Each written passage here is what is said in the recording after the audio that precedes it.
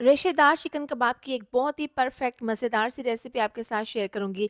सबसे पहले half KG chicken है, इसके इस तरह से पीसेस काट लेंगे। आलू है, सबसे पहले पैन में डाल देंगे, लहसुन के जवे डाल देंगे, आलू और चिकन के साथ थोड़ा-सा नमक, पानी डालकर इसको उबाल लेंगे।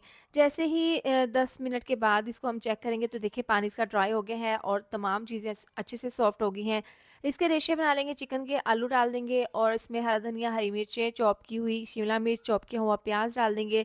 साथ ही चिकन पाउडर 1 चम्मच, पिसी हुई काली मिर्च आधी चम्मच, नमक डाल देंगे आधी चम्मच और पिसा हुआ गरम मसाला अच्छे से मिक्स कर लेंगे और इस तरह से मिक्सचर तैयार कर लेंगे। अब इसके हमने कबाब बनाने हैं, इस तरीके से कबाब तैयार कर लेंगे। इसके बाद इसके ऊपर लगाएँगे मैदा, मैदा लगाने के बाद इसके ऊपर लगाएँगे अंडा और इन कबाब को ऑयल में डालकर इस तरीके से फ्राई कर लेंगे। एक साइड से कलर आने के बाद इसी साइड को चेंज कर देंगे।